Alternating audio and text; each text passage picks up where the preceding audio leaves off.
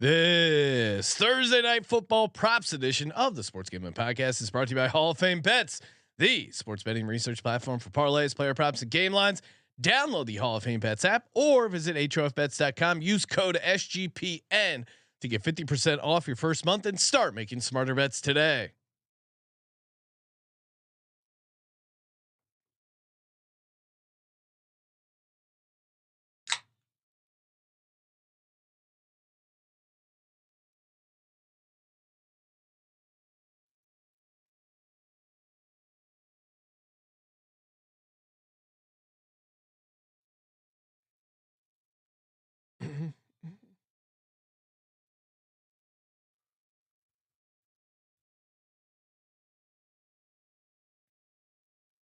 Ooh, welcome everyone to the Sports Gambling Podcast. I'm Sean, stacking the money green with my partner at picks, Ryan, Real Money Kramer. What's happening, Kramer? Dog. Got a hard out at 11 a.m. Pacific, Sean. Okay. What's your heart out about? Oh, we got to go witness some drone strikes. It's bowl season. Hokies are back. Coach Prize, sexy as fuck. Apology for the language. Yeah, look out. Again, if you're betting on the bowl games, I think we've been doing all right, Ryan, on our bowl picks. But of course, always a warning sign when Kramer is all in on this Hokies and the Hokies are playing. That's always, it's just a little bit dangerous, Ryan. It brings me back to a time when Tyrod was playing. It was funny. I was watching the game with the wife, the Giants game, going on a little tangent here, and Tyrod made an insane play, and I go, "That's my Wi-Fi password." Just gave out my Wi-Fi password to the world. Well, there's also a number involved. You'll never guess it. Yeah, chat is lit. YouTube.com/sportsgambling-podcast. Beetlejuice saying, "Let's get the kitties out of the tree." Time for some. We will have some ladder chatter. ZD Mills saying, "Hell yeah, fellas." Aiden saying, "First live show. Let's get it." I think people are appreciating some of these morning shows. Maybe it's a holiday thing. Yeah, you know, people work regular jobs. Maybe they have off. They're laying around watching bowl games. First time, long time. All of a sudden, we fire up, and that's why you got to turn on the YouTube notifications. Make sure you don't miss out when we go live. We are Ryan. We're kicking off a triple header because we got Thursday night football props. Then we got some college football playoff picks. Then we got the NFL. If we were Scott Hansen, we would do a 5-minute monologue on how hard we work. Yes, and then we would go on. Ryan, you know, I take tablets of salt and I eat a salty breakfast so that I don't have to use the men's room while broadcasting live at the Octobox. If you ever hear me, and then I throw my crew under the guys. If we could get the Lions game, okay, this is not live. Okay. If you ever hear me or Sean call Josh gang, that's us telling him he fucked up. Okay, gang. Oh, nope. This are we going to get to the? Oh no, this isn't. You guys tricked me. And that was not Jerome Ford. That was Pierre Strong. Apologies when you got 8 games going at the same time. Really got to apologize for these football teams scoring touchdowns. We're a little late on the witching hour graphic this week. It's like, fuck off, Scott. Don't take the witching hour bit from him, Ryan. You can take that out of his cold dead hands. We have a very special guest. Very special. Joining us in just a moment to talk Thursday night props. Before we do that, of course, shout out to PrizePicks. Head over to PrizePicks.com/SGPN. Get it over there. Get the 100% deposit match up to $100 on our NFL Pick Show. Kramer and I will be revealing our PrizePicks entry for the week. And again, they got Demon Goblin mode. Giving you some nice options there on the pricing, more and less on the fantasy projections, and of course, PrizePicks has that sweet reboot policy. Someone gets injured in a football or basketball game in the first half, you're rebooted into the second half. They got you covered there, and the cross sports stuff. This is really the time for the cross sports stuff because you got NBA, you got NFL, you got college football. Even college basketball, more or less. Love PrizePicks. And again, if you go to PrizePicks.com/SGPN, use code SGPN first deposit match up to $100. PrizePicks.com/SGPN, code SGPN. PrizePicks, daily fantasy sports made easy. Ryan joining us on the line. You know him from VSiN. You know him from Fox Sports Radio. You know him as a Jets fan, Mr. Jared Smith. What's happening, Jared? Man, a lot has happened since I came on the show, I think in August. And yes. you were asking Yes. me if the Jets were back, right? Right. Texas back in the playoff. Jets, Aaron Rodgers back.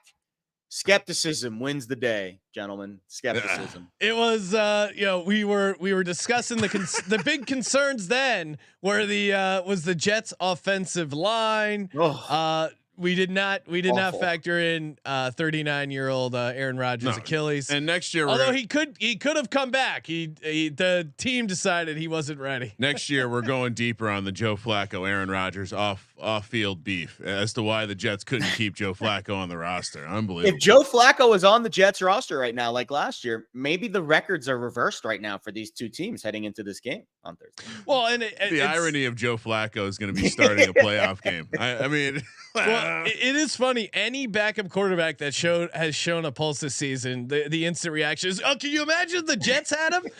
I think we did that like with 4 different quarterbacks. Like, imagine this Jets team with Josh Dobbs. Imagine this Jets teams with Nick Mullins, with Joe Flacco. Remember when they wanted to trade for Kirk Cousins? Yeah. They're just ready. They're ready. Anybody. We will take anybody right now. It's like we're crawling through the desert begging. We're still in on Robert Saleh. I think so. I don't think it's like when you watch him on the sidelines, it's so obvious that he's trying so hard to contain his negativity. Like he's such a positive person. Like you watch, it's like the meme of like the two guys staring at the window on the bus. Yeah. Like July, August, Robert Saleh, the happy one looking at the trees. And now like September, October, and later Robert Saleh just staring at the wall. Like he's become such a different person. Like Barack Obama before he was elected president to after, like you just saw the age and just like the anger on his face. But I don't know. I guess you give him another year and you hope they got to draft an offensive line. They need help up front. That's always the issue.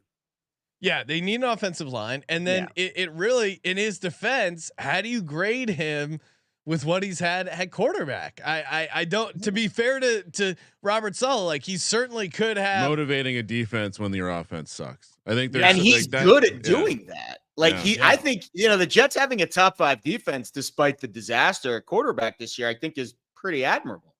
Well, and usually we see this where a defense eventually cracks when they know they're getting nothing, absolutely nothing from the offense. Eventually it's just like, all right, well, fuck this. But would you say letting the Commanders have a 3-score? I don't know what happened in the second half. Close to breaking. Yeah, what do we make of that? I mean, can you imagine this Jets team with Jacoby Brissett? I mean, Jacoby Brissett. I don't know if it's like one of these things where he only looks good coming in relief for Sam Howell. He is getting the start this Sunday, but I don't like. Why does he come in and look so good? I cannot wrap my head around it. Well, I think a lot of it too. The so much in the NFL, like these guys spend like the coaches literally sleep in the facilities coming up with these game plans, and you game plan for a certain quarterback and then you bring another guy in and it's like a completely different, formations and everything. And I'm sure they have like specific Brissett packages that they have practiced that the Jets probably just didn't plan for. And I think that stuff is really hard to handicap, especially on our end for sure. Yeah, no, I mean, you see it all the time where the backup comes in, plays a different style, and then immediately has some sort of success until the kind of book gets out. Well, it's the collective energy of both the team knowing they might have to play harder for this guy. Yeah. And or they actually do want to play harder for this guy because they think the other guy sucks. I think one of the big things we're going to start to see to age into professional sports is like when kids are on teams. So 11-year-old daughter, the kids know who sucks on the team because the parents talk about it in front of the kids. Like that's where a lot of the opinions get shaped. And so you could imagine that at the professional level. I'm not going to play hard. This guy fucking sucks. Like Sam Howell. It's crowdsourcing. I'm reading the analytics. Sam Howell creates all these sacks for my offensive line. I'm an offensive lineman. I'm not going to play hard for this asshole. He's making us look bad. Well, and supposedly that was essentially the straw that broke the camel's back with Josh McDaniels when he started Brian Hoyer over Aiden O'Connell. Everyone, I mean, you go to the practice, you can tell who. Yeah. A lot of times the locker room knows who the better guy is, and all their jobs depend on them winning as well. So if your coach is fucking up your money, it might impact your play. I forget where we heard the story, but someone tells this story about basically like there's this quarterback coming to try out for a team. These are guys on the team. They're excited about it. They go out to peek at the tryout. It's Tim Tebow. They see Tim Tebow throw in person for the first time, and it's like, are you fucking kidding me? That's like, it. are you Done. fucking kidding me? This guy sucks. You know, like. Well, and that was the dagger that killed Carson Wentz. Like when they drafted Jalen Hurts, he walked in there, he commanded the locker room. They're like, this guy didn't act like a backup quarterback at all the entire time. And I think it intimidated Carson Wentz, got in his head, and whatever left of the locker room he had, he kind of lost, and that impacted his play. But the Jets got in Carson Wentz's head. Yes, exactly. Every time we're going to see Carson Wentz on the sidelines. If the Jets had Carson Wentz, if the Jets had what about if the Jets had Tim Tebow? They did have Tim Tebow for like a minute there, right? Carson Wentz looks pretty good high-fiving Sean McVay on the sideline. I gotta say that we might see a little Carson Wentz. He's on the Rams right now. Yeah. How's he doing? I haven't heard anything. I haven't read anything about him in the last few weeks since he signed. I don't think he's taken a snap, which is kind of right where he wants to be. Let's put it this way. There's a greater than 0% chance that Stafford gets knocked out of a playoff game and we see Carson Wentz in the NFL playoffs. Well, and there's a greater the number 2, right? Like he's not the 3, he is the number 2, right? Wow. Now imagine this scenario. Stetson Bennett could come back. Whatever. Don't know about that one. Stetson Bennett. I don't know where he went. He's locked in some sort of facility. Thoughts and prayers for this guy. He's with the Joker. Now imagine the Rams go to play the Eagles in Philly. Stafford all of a sudden, takes a low blow. He's out of the game, and then Carson Wentz comes into the game against the Eagles in Philly. Well, I was hoping he completely ruins the game, but yes, I could see how a casual fan might find that enjoyable. Oh, either way, it works for me. If he the entertainment value would be high. If he enters the game in Philly, I sit down, I stop what I'm doing, and I just say, "My God, something's about to happen." Like what I could lose emotionally in that situation wouldn't be worth it, but the entertainment value. Oh yeah, you have nothing to you. It's a bad scenario. Yeah, if we beat Carson Wentz, it's like cool, but if we lose to Carson Wentz, I'm never hearing the end of that. Everyone else just got a. You would have to retire your Eagles fandom for like a week. I think if that happened, like you'd have to root for the Giants for a week. I think, it'd be the greatest free roll ever. It'd be the greatest free roll ever. I just want if Carson Wentz wins this game, Sean's gonna be miserable for a year. He's gonna. And for those who don't know, Sean had a massive Carson Wentz fat head in his bedroom. Not my bedroom, like a small child. Over your head. Did you have it on the ceiling of your bed? You'd stare at it before you went to bed every night. Can we get a Photoshop of a little kid with a poster on the wall that's Sean's head and Carson Wentz, please? All right, work on that Photoshop. We got some props to get to. We do. Jared, you are the honored guest here. What do you got? What is jumping out at you for the Cleveland Browns Jets at the Cleveland Browns this Thursday night? We're definitely betting the Flacco interception prop. Shout out Steffi Smalls is crushing the interception props. I know she's in the chat right now, and I think that's a must bet every week because they're a team that just loves to air it out. I also think we got to fade Amari Cooper this week after what he did last week. Oh, no. I think that's the game plan for the Jets. They're gonna probably put sauce right on Amari and say, "Hey, bud, try to go off for 240 again this week." So I'm assuming everyone's going to be on the over on Amari Cooper this week. So I'll be contrarian there and take the under. And I really like this. This is a Degen prop. This is right up your alley here, Kramer. Points in every quarter. Take the plus 155. There is going to be a scoreless quarter in this game. I don't know which quarter it's going to be. The no is plus 155. The no points in every quarter. No, this is on DraftKings. The no is plus 155. Son of a we bitch. Have to bet that, right? This is like the three straight scores in the Super Bowl. No way. Yeah, 100%. It's like God, the price is so good. What about an Elijah Moore revenge game here for the Browns? Ooh, okay. I know it was weird. It was weird with the Jets. I don't know what happened. It was like I think there was some drama in the end of that little tenure there. But his touchdown prop is plus 360. His receiving yards prop is super low at 31. I moved it down and I put it in the little Degen parlay we'll get to in a little bit. The other thing I have on my list, I think the under on Flacco makes sense, right? This guy, so this guy's 38 years old. He's now about to play in his 5th game, and this is a short week. I'm about to be 38. The first night of drinking is easy. The first night of drinking is easy. When you go 2nd, 3rd, 4th, 5th consecutive night of drinking, that's when the 38-year-old body starts to wear down a little bit. So short week for Flacco. I think we go under on his props this week. I call it residual soreness. Yeah, it starts stacking, and you got to be careful if it stacks too high. But you know, this is a professional franchise. Joe Flacco strangely looks like he was built for this.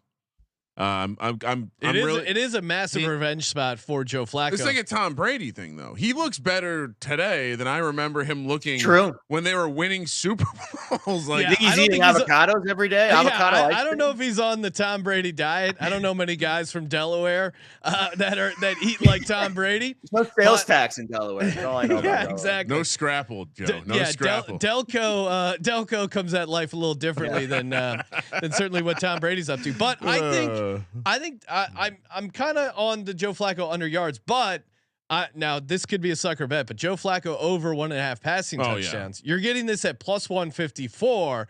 A guy with a massive that's a wrong price. FU to the Jets organization.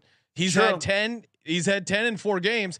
To your point, he's going to be throwing a punch. So I like the over interception, but I also, because we're getting such juice on the over 1.5 passing touchdowns. Now Jets are good in general against passing touchdowns, but I think this is just Flacco's. This is his super. How many times has Joe Flacco? How many times has he not gone over this total this season? He's gone over every time for the passing touchdown.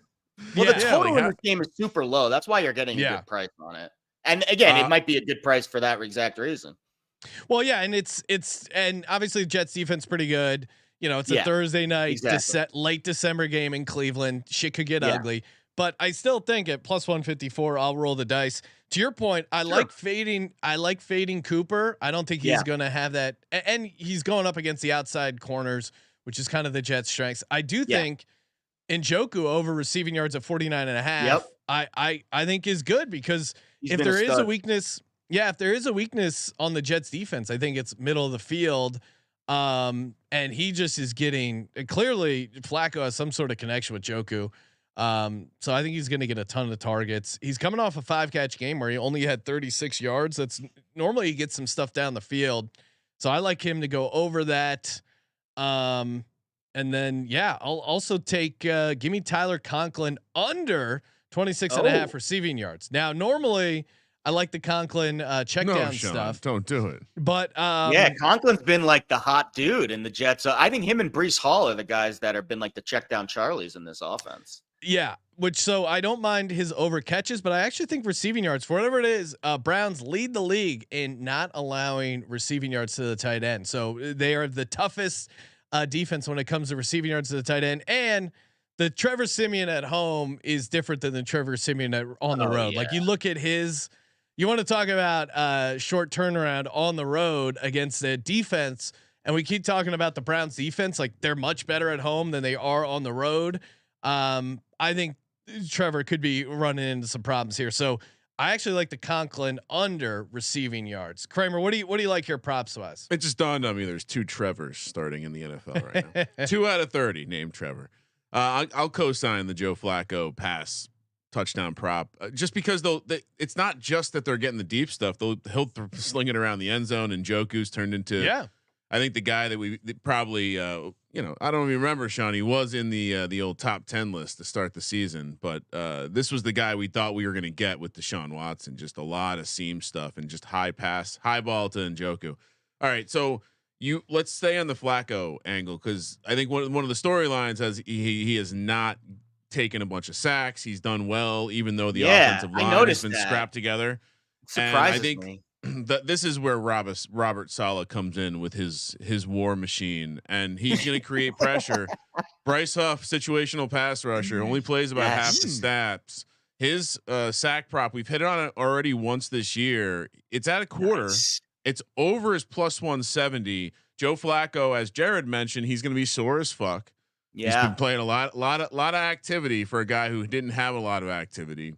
And I think just in general, the Jets do a really, really good job of getting after the quarterback in this kind of matchup. They're probably going to stack the box. They're probably going to isolate Cooper, and you're going to see, like Sean said, Njoku maybe there's a number 2 like Tillman or Bell or Moore that gets loose. But Bryce Huff, he's had sacks in more than half of the Jets games, and including 3 of the last 5. Again, situational pass rusher, and I think the way that these guys are doing these long developing routes, Joe Flacco's going to eat some. I was shocked to see the price was plus 170 here, and he only needs. I was shocked at the Flacco sack numbers. And you know the pressure to sack ratio is the number that I look at the most. Like Mahomes is the king of it, of like taking pressure and not taking the sack. Flacco's numbers are like really good in that category. I was shocked. Utterly shocked. I don't know if it's like he made a deal with the devil. I'm convinced the Ravens sold their soul to the devil for that Super Bowl 10 years ago because they've been cursed since. And this year, maybe we're changing that. But Flacco's sack numbers are insane this year. That is crazy to me. I definitely think the competition has a little to do with that. Sure.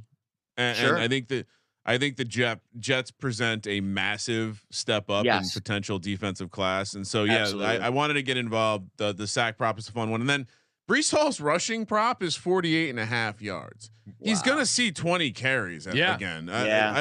I immediately fired up the app and was like, all right, what was Israel Abanaconda's snap share last week? Cause I heard his name, not quite enough. Breece Hall out there almost 80% of the time, which tells me 48.5 rushing yards is insane.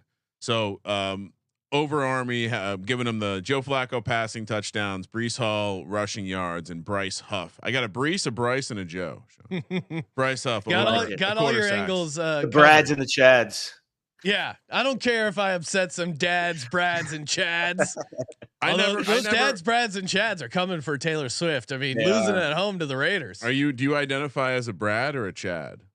I feel like I'm more of a dad, to be perfectly honest with you. Even though I don't have kids, I probably fit the dad angle more than a Brad or Chad. Maybe a Brad. I don't know. Your love of hot yoga. That's very Bradley like. Yeah, I was gonna say it's Brad. Maybe Bradley Cooper, fellow Eagles fan. Go Birds. Chad feels like the annoying guy that likes to hang out at the bar and watch MMA. Yes, do curls so everyone can see. Yep. Curls in the mirror. Yeah. So, all right. Do we give out all our props here? Yeah. We can move on to ladder stuff. Get the stick. If you have a ladder, right? This is, of course, the fire truck ladder sound effect. And shout out to Boston Capper, who was a former firefighter. We called it the stick. You say, get the stick. Have I told the story of having to explain to my wife what the stick was on the podcast yet? That tunes into the show, and Steph, who's in the chat, was talking about getting the stick.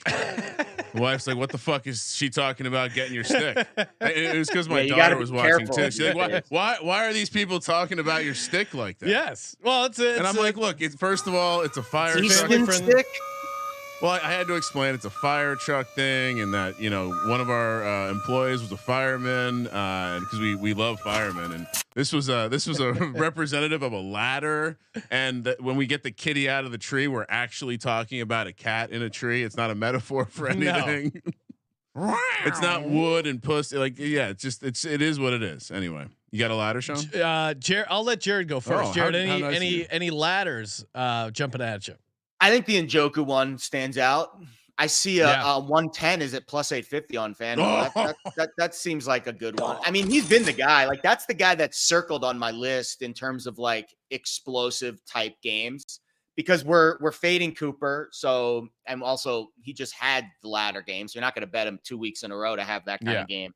And I thought Njoku, and you even mentioned it, like he got a lot of targets. He's been getting a lot of targets, but the yardage didn't come last week. So maybe we get a little positive variance there. I think Njoku, play that up to 100 probably feels right. Well, I like that. And Ryan, you mentioned it.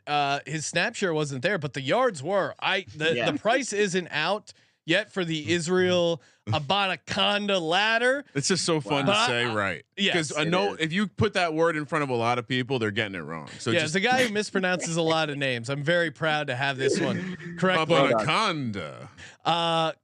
I like it. I mean, I liked him as a prospect. I thought he was interesting, very explosive. And Sean, you have a piece of him to be the rookie of the year. Yeah, that was like 200 to 1.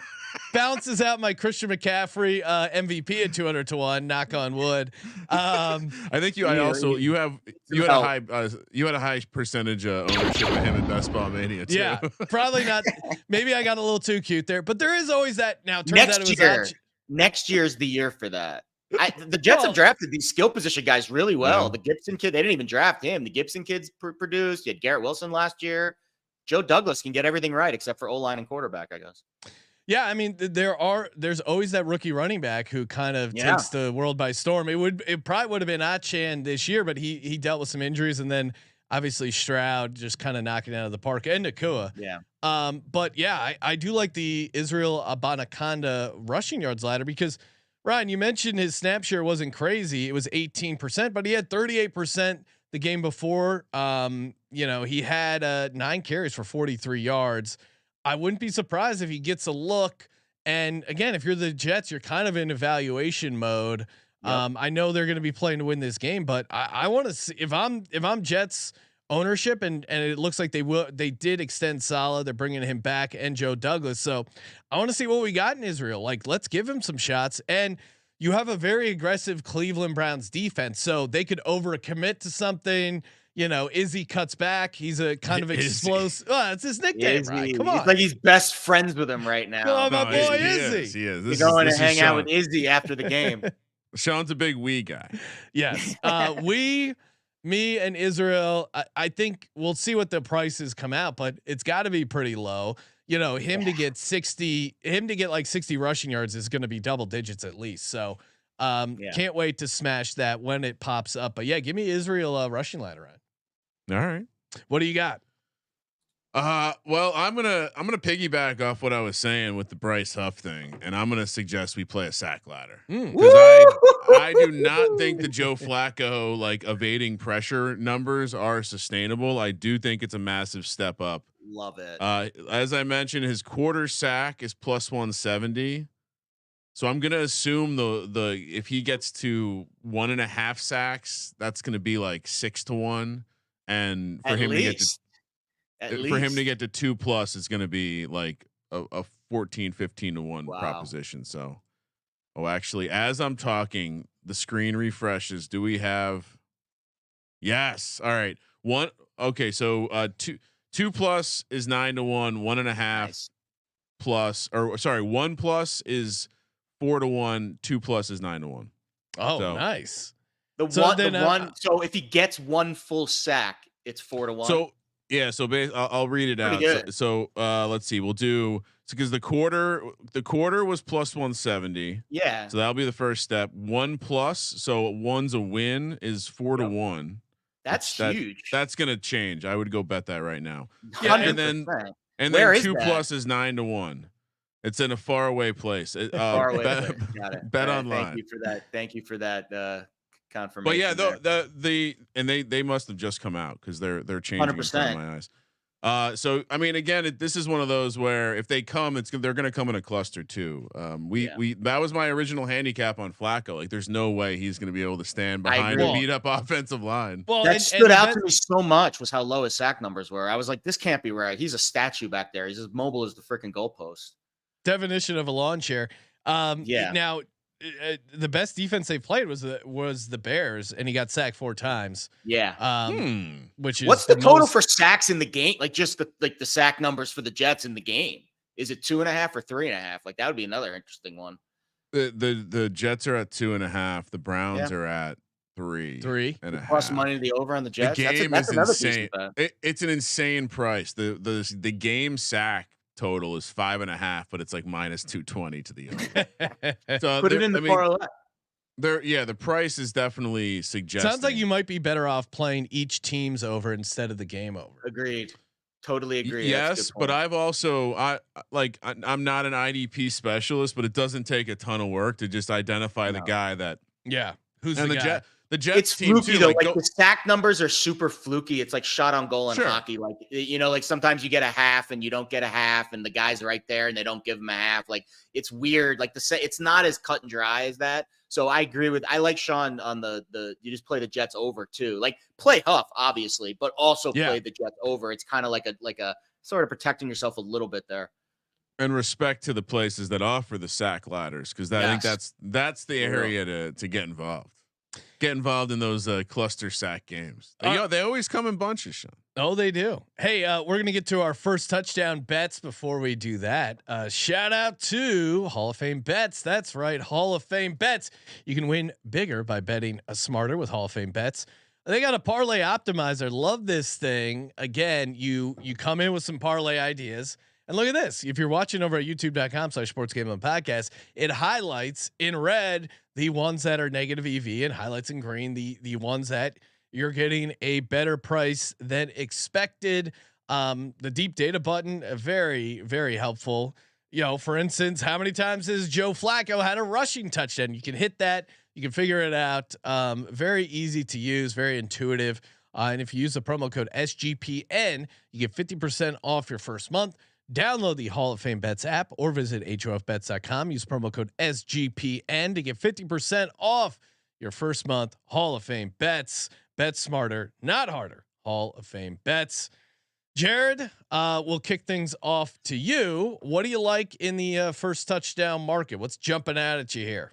So I remember when the Jets drafted Elijah Moore, and the big talking point, the narrative on him was, remember in the Ole Miss. So he played for Ole Miss in the game in the Egg Bowl against Mississippi State when he did the urination, touchdown celebration. I remember that was like my favorite thing about this guy. And it just didn't work out. I don't know. They let him go. I forget. There was probably some drama there at the end, but I wouldn't be shocked if he gets a look in the first red zone in the scripted part of this opening drive for the Browns. So I'll give you Elijah Moore 15-1. I saw DraftKings to be the first touchdown scorer. And again, I think the Njoku side of it for Cleveland is also prevalent. He is plus 750 on the Jets side. I don't know.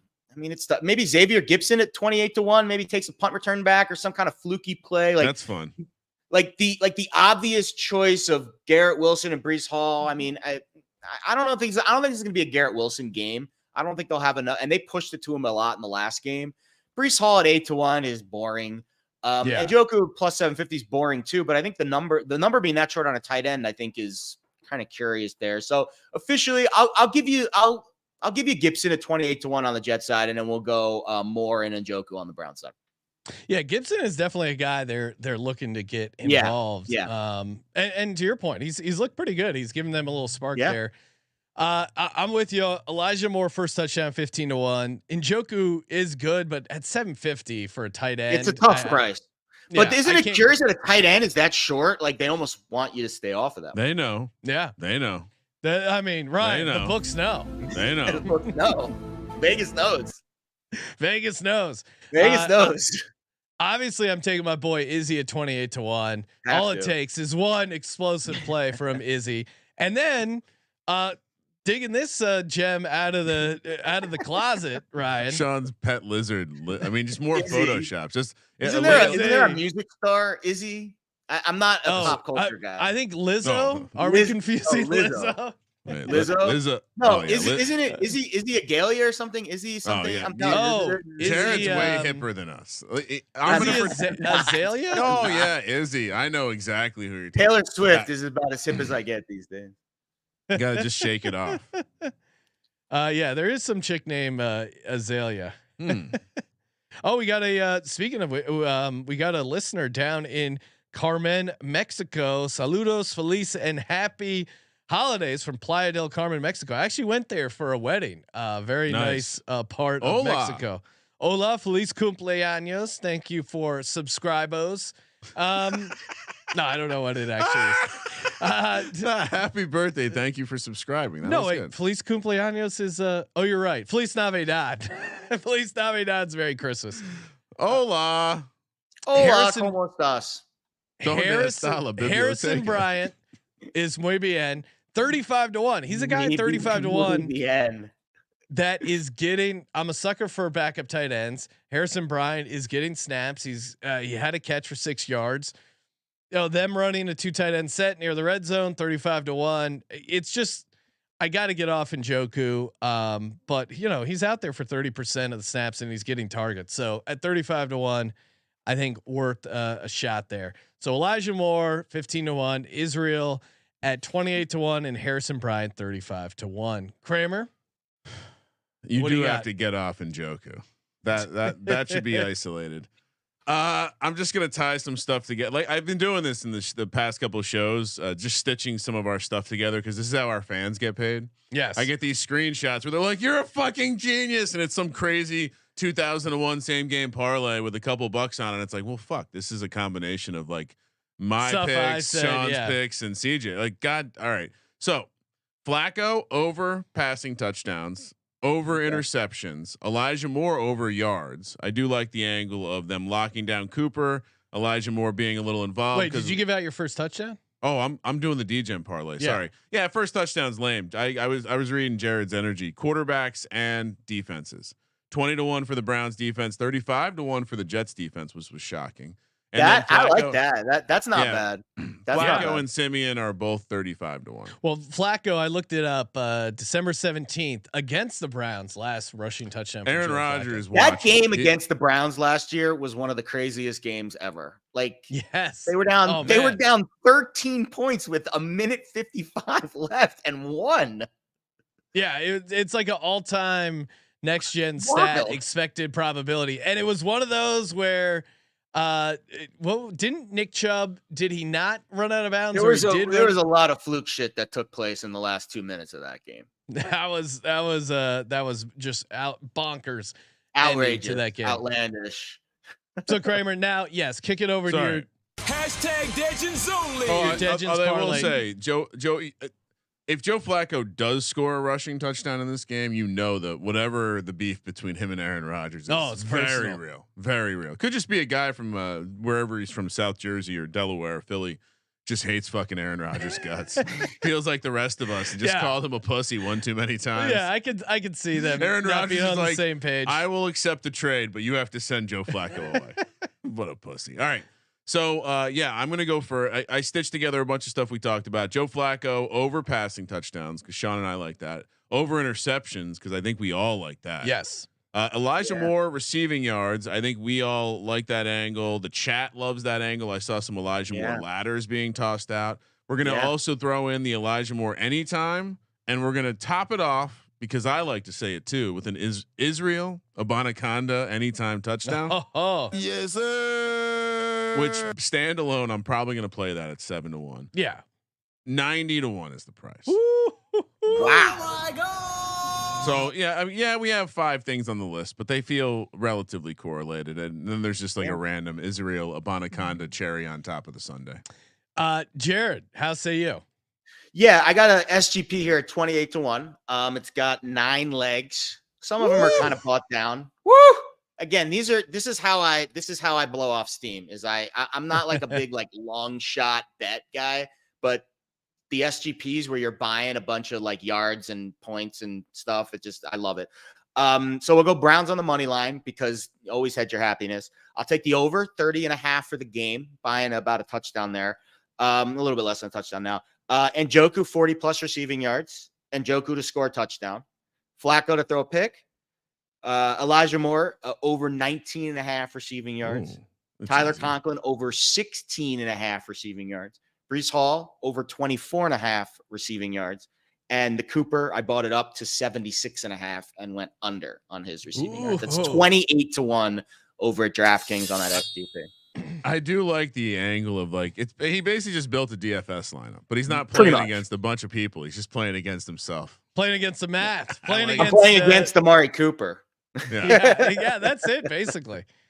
All right. So again, I've been all in on Israel. They're finally letting him play. I got to put him in the Degens-only parlay. You could get 1 touchdown, but what if he gets 2? What if he gets 2 touchdowns? 80-1 right there. Oh my God. And you're saying that's not a Degens-only parlay. What about a little reverse correlation? Israel Abanikanda 2 touchdowns and the Browns to win by 7.5. So oh my God, we got it. We got. Let's see. You just broke the simulation. Neo just melted. Browns the Matrix win is evaporating as we speak. Browns win 24-14. Israel has 2 touchdowns. If you're waking up Friday morning, you see it in the box score. Do you think like, hey, there was a rip in the space-time continuum? No, you're not thinking about that. But you know what that pays? Oh, Ryan's getting the dog mask. Just making people understand we're still here. That pays 375 to 1. So wow. You take a cup of coffee instead of giving it to Starbucks, which I love Starbucks and Dunkin' Donuts. I love all coffee places. $8 cup of coffee. Jesus, Yeah, Sean. How rich? Instead of getting a cup of coffee on Thursday, get yourself this Degens-only parlay. You might wake up with $1,000. So there you go. 375 to 1. It's a beautiful thing. It's a season of hope. I buy my beans direct from a organic artisanal grower. Okay. I don't give my money to Starbucks. I mean, $8 a cup, Sean. That's I buy the stuff at home, and I buy like they sell the cheap cold brew in the supermarket now, and there you go. Like it's cold brew. Like you could just drink. I drink it black most days. Like it's delicious. Oh, that I mean, honestly, you can tell how old someone is by how they drink their coffee. I put a little unsweetened almond milk in it sometimes, but okay. There you go. I've been on black for maybe a decade now. Yeah, so like a splash. That's how old splash of almond milk. Yeah. Just whatever it is. I love coffee. Gonna be hammering a ton of it. Keeps you alive, keeps you awake, gets you ready to handicap all these games. Jared, appreciate calling in. Hey, before we let you go here, anything else jumping out on the card for the weekend that you already maybe got down on or looking to get down on? What else is popping up here for the NFL? It's a good question because I'm literally filling in my picks now for the podcast I'm about to do, the BetUS show. I think every bone in my body says fade the Ravens this week, but I just can't do it. So I'm just gonna hold on to my Lamar Jackson ticket and hope Baltimore gets it done. But I think Miami +4 might be an intriguing bet there, even though it kind of scares me that no Waddle. It's a tough week. I think the Colts bounce back. You get the Raiders now fat and happy after that big win. Now they have to go on the road for a second straight week, go to Indy, and the Colts are kind of playing for their playoff lives there.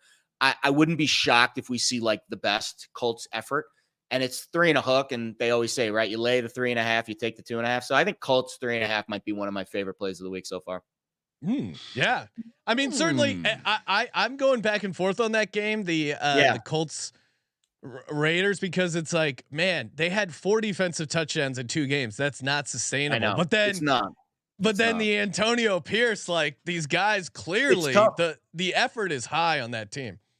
Yeah, I think again, spots at this stage of the season matters a lot. Matters like more, what these situations are, and it's just it feels like one of those spots where Vegas we're gonna see the Vegas that team that got shut out 3-0 against the Vikings, and not the team that just went into Arrowhead and won. But who knows? These games are absolutely freaking nuts. Yes, they are bonkers. Jacoby Brissett getting a lot of points. Ooh, against the Giants? Against the Niners? Yeah, and this is so funny. Looking at the Week 17 schedule, I'm just getting all this these like weird flashbacks of the summer in best ball. And just, how about the Chiefs bouncing back? Like the Chiefs laying 7 that's not a close your eyes special, is it, Ryan? A double-digit favorite loses outright, and they're favored by 7 next week. No, they couldn't be because they're laying point. Yeah, you got to walk away from the Chiefs right now. I think you got to walk away from the Chiefs. The NFC East backup quarterbacks that are back in and potentially locker rooms think they're better than the guys that were playing before them. Could see a little juice from the Giants. I mean, Commanders. the Giants showing up against that Rams team. I know they've been frisky and kind of been super interesting team. But now you got to go all the way out on the East Coast. They do have extra rest. If you believe the undercurrent on Wink Martindale too, this is one of his last games to show out before he's. What about backs against the wall for the Jags this week at home? Is that? I feel like they got. Was that a close your eyes special? They were favored in that game. Got blown out by 20? No, they're laying points. The problem with the Jags is they might be broken too. And Trevor Lawrence might Crazy. not All these know. broken teams with good quarterbacks are laying a touchdown in week 17. Like, how do we diagnose this shit? Yeah, I know. Unclear if Trevor knows which side his back is. So not sure. His face might be against the wall. It's The best teams in the league are laying a touchdown. We want nothing to do with them this week. No. Jacksonville, and Kansas City, they were the divisional playoff teams last year, Super Bowl teams last year. This is what's great about the NFL. 20 teams are still alive to win the Super Bowl. Jared, always appreciate you coming on the show. You guys are appreciate the best. Working with you over on VSiN. Check him out on VSiN, Fox Sports Radio, BetUS, guys everywhere. Follow him on Twitter at Jared Lee Smith. Thank you for participating in the Sports Gambling Podcast. For the Sports Gambling Podcast, I'm Sean, stacking the money green. He's Ryan. Ciao. Kramer. Let it ride.